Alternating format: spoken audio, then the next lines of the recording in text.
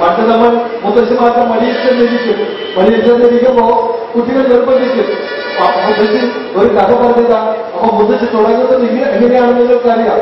കഥകഥ നായരെ കസ്തൂരി നായരെ കാഞ്ഞിരക്കാട്ട് അമ്പലത്തിലൊരു തേങ്ങാമൂത്ത് ഇളനീരായി. ഇങ്ങനെയാണ് കഥ അത്രയുള്ള കഥ. കഥകഥ നായരെ കസ്തൂരി നായരെ കാഞ്ഞിരക്കാട്ട് അമ്പലത്തിലൊരു തേങ്ങാമൂത്ത് ഇളനീരായി. നിങ്ങൾ ശ്രദ്ധിച്ചില്ല, ഇത് തമാശയൊന്നുമല്ല. അത് കഥയുടെ യുക്തി, കഥയുടെ ആ ചാരുത, കഥയിലെ അത്ഭുതം നിറഞ്ഞു നിൽക്കുന്ന ഒരു മൊഴിയാണ് നമുക്ക് ചൊല്ലിക്കൊണ്ടിരുന്നത്.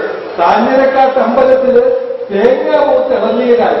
സാധാരണ ഇളനീര് മൂത്തിട്ടാണ് തേങ്ങ ഉണ്ടാകുന്നത്. പക്ഷേ മുത്തച്ഛൻ പറയുന്നത് തേങ്ങാമൂത്ത് ഇളനീരായിരുന്നാണ്. അവിടെ കഥ സൃഷ്ടിക്കുകയാണ് മുത്തച്ഛൻ. അപ്പൊ അങ്ങനെയുള്ള നിരവധി കഥകൾ നാം കേട്ടാണ് വളർന്നത്. ഈച്ചയും കൊച്ചിയും കഞ്ഞിവെച്ച കഥയും, ഉണ്ണി അപ്പം കുഴിച്ചിട്ട് അപ്പമരം മുളപ്പിച്ച കഥയും, മണ്ണാങ്കട്ടയും കരിയിലെയും കാശിക്ക് പോയ കഥയൊക്കെ നമ്മളിങ്ങനെ കാത് വിടർത്തി കണ്ണ് തുറന്നിരുന്ന് കേട്ടിട്ടുള്ള കഥകളാണ്. നമ്മൾ നന്മയിലേക്ക് നയിച്ചിട്ടും ഈ കഥകളാണ്.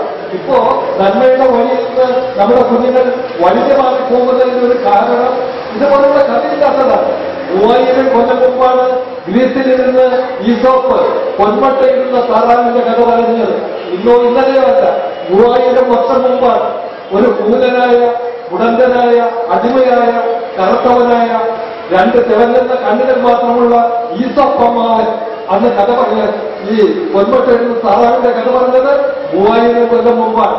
ഇന്നും ആ കഥ കേട്ടാൽ നമ്മുടെ കുഞ്ഞുങ്ങൾ വിസ്മയത്തോടുകൂടി കണ്ണുകൂട്ടാതെ കാത് തുറന്നിങ്ങനെ നമ്മുടെ മുന്നിൽ ഇരിക്കും. പക്ഷെ നമ്മൾ കഥ പറഞ്ഞു കൊടുക്കുന്നില്ല. അമ്മയെ അനുസരിക്കാത്ത ആട്ടിക്കുട്ടിയുടെ കഥയൊക്കെ കേട്ട കുട്ടികൾക്കാണ് അമ്മയെ ആദരിക്കാനുള്ള, അമ്മയെ അനുസരിക്കാനുള്ള ഒരു മനസ്സുണ്ടായത്. ആരാണെന്ന് അങ്ങനെ ഒരു കഥ പറഞ്ഞു കൊടുക്കുന്നത്?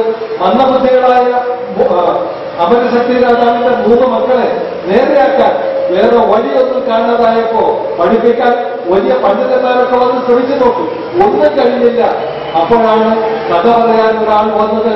അയാൾ പറഞ്ഞാൽ അവർ കാര്യങ്ങൾ പഠിക്കും എന്ന് ബുദ്ധിയുള്ളവർ, മിടുക്കുള്ളവർ പറഞ്ഞു. അങ്ങനെയാണ് വിഷ്ണു ശർമ്മ എന്ന ഒരു കഥ പറച്ചിലുകാരനെ അവിടെ വിളിച്ചുകൊണ്ടുവന്നത്. അയാൾ കഥ പറഞ്ഞ് മന്ദബുദ്ധികളായ 3 രാജകുമാരന്മാരെയും വിടുപിടിച്ചന്മാരാക്കി തീർത്തു.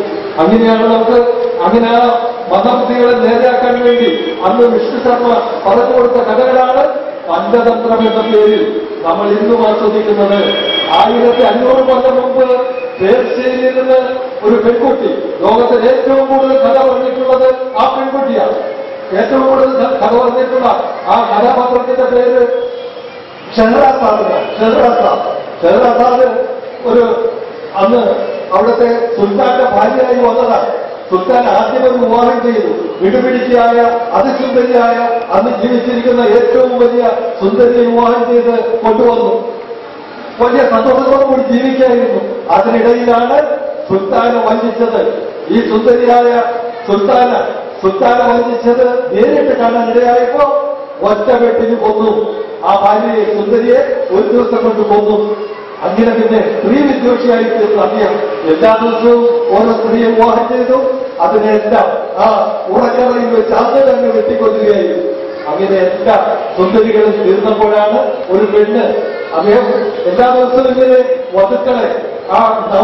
വധുക്കളെ കൊല്ലുകയാണ്. അതിൽ നിന്ന് അദ്ദേഹത്തിന്റെ മനസ്സിനെ തിരിക്കാൻ എന്താണ് മാർഗം? മന്ത്രികുമാരിയായ ഷെഹ്റാസാദ് വന്നു. വരുമ്പോ എല്ലാവരും പറഞ്ഞു, മോളെ നിനക്ക് ഭ്രാന്താണോ? അദ്ദേഹം നിന്നെ വെട്ടിക്കൊല്ലുകയില്ലേ എന്ന് പറഞ്ഞു. പക്ഷേ അന്ന് രാത്രിയിൽ ഉറങ്ങാൻ കിടന്ന് ഷെഹ്റാസാദ് അയാളെ ഉറക്കാതെ കഥ പറഞ്ഞ്, അതിവിശിഷ്ടമായ കഥകൾ പറഞ്ഞ് സുൽത്താന്റെ മനസ്സിനെ മാറ്റിയെടുക്കാൻ പറ്റിയ നല്ല കഥകൾ പറഞ്ഞ് 1001 ദിനരാത്രങ്ങൾ നിർത്താത്ത കഥ പറഞ്ഞ് അയാളുടെ മനസ്സിനെ മാറ്റിമറിച്ചു വന്നു. അയാളെ നല്ലവനാക്കി തീർത്തു വന്നു. ആ കൊല്ലുന്ന രീതിയിൽ അദ്ദേഹം വഴിമാറിപ്പോയി എന്നുമാണ്. അങ്ങനെ അന്ന് കിട്ടിയ കഥയാണ് 1001 രാവുകൾ. അലാവുദ്ദീൻ അത്ഭുതം വിളക്കും.